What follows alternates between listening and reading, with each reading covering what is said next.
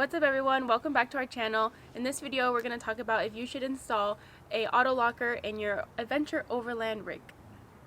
Yeah, so this is our Toyota Sequoia. We're not going to make the video specifically about this car.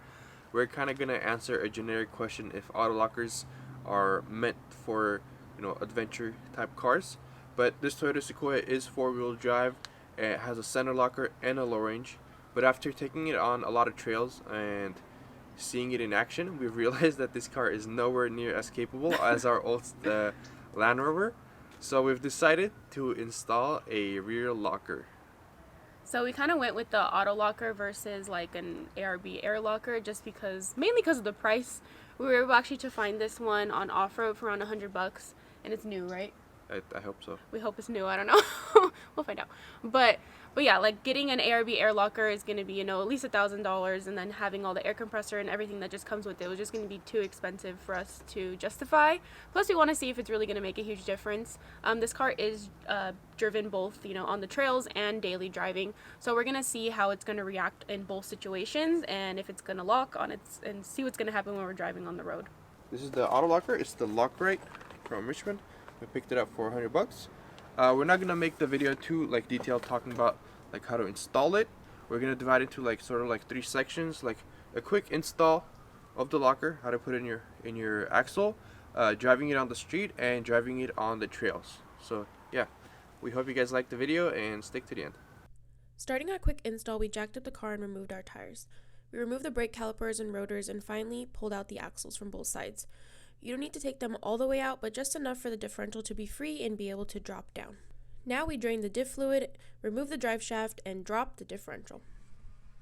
Alright, so we took the diff out and we separated the bolts from the carrier. So now the ring gear is out. On the Toyotas, they have shims on the left and the right side, so make sure to put those on the correct side and don't separate them from side to side. Now, since we're not going to be changing the gears in itself, everything is going to stay how it is, so you guys don't have to worry about the preload or anything like that. So just so once we put it in, you can just put it back together, torque it down to spec, and everything should be as it was from factory. So don't stress it too much, think this is way too much, or that you can't do it at home. And sorry about the birds. It has been 3 hours. We took out the bolts for the ring, or the housing, whatever. And we finally took this pin out. I don't know if this is a do-at-home job now, because this took way too much effort. Yeah, but the pin's out, so now we can start installing the locker, and we'll get into that right now.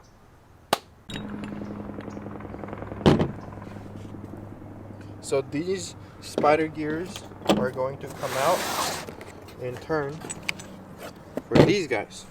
So this is getting like a ratcheting style, kind of like a Detroit locker. So they ratchet on each other whenever you're going through a turn, but whenever you apply a load, they lock, and then they give you kind of like a spool would do that. Yeah. Okay, so it's finally in. We pretty much put everything back together in the differential. We basically just followed the instructions that were given with the locker itself. I will link the instructions below for anyone who is interested, but essentially this is how the locker assembles inside the differential. And everything went kind of smoothly. It took us longer than expected to get some of the bolts off and whatever, but we're gonna start assembling it back up. I'm not sure if we're gonna be showing all that just because it's dark now, but I mean, we kind of showed how we took it apart, took all the parts out, so that's the same way they're all gonna go back in. And then the next part of the video is just going to be how when we test it. So see you guys then. The following clip is our car before the locker was installed. You'll see the hill we're trying to climb isn't really that hard, but the car definitely struggles to get over even the first obstacle.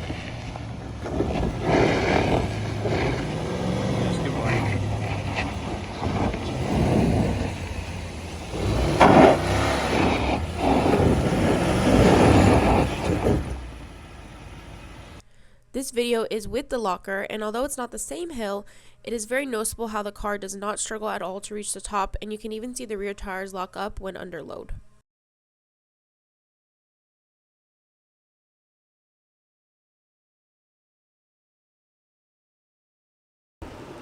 Alright, so to show you guys how much noise the locker actually makes outside of the car and like underneath the car. We came here to a little cul-de-sac to do like a full U-turn and show you guys the actual sounds of it. So yeah, let's see how it goes.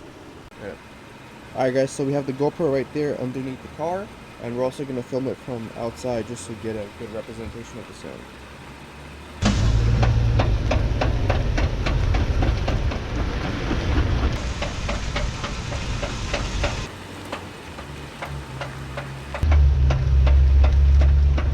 And to show you guys the sound from inside the car, not just the outside, we're going to do the same U-turn and show you guys the sound from inside the car. And mind you, all windows are up and Yeah. everything, so I'm in reverse.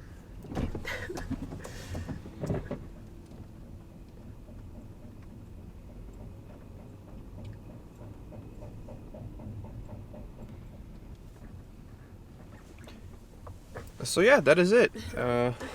People say online that it clicks and bangs and it's very annoying. And is it annoying? I don't think it's super annoying. There's just some I don't know. It doesn't really bug me. Yeah, it just a clicking sound. There's nothing very scary about this. People exaggerate the heck out of this. You just gotta like be careful on turns. Yeah. If you're someone who goes super fast on turns, maybe just like let off the gas a little bit more, like hit the brake before a little bit more. But yeah, I'm pretty much, it's very simple and it's there when you need it. You don't gotta press any buttons and that's it. Yeah, yeah, that's the main thing. Like it's always there when you need it. You're not scared of breaking an airline, or being like having an electrical issue with an e-lock or anything like that.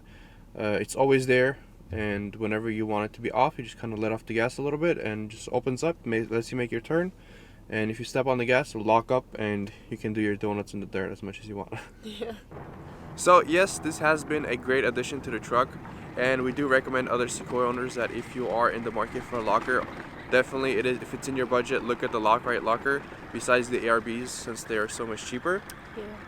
So yeah. But that's going to be it for this video. Thanks guys so much for watching. We hope you enjoyed and learned a little bit. If you have any questions at all, be sure to hit us in the comments. You can also hit us up on Instagram at overlanding_world, and we'll be back soon with the next one.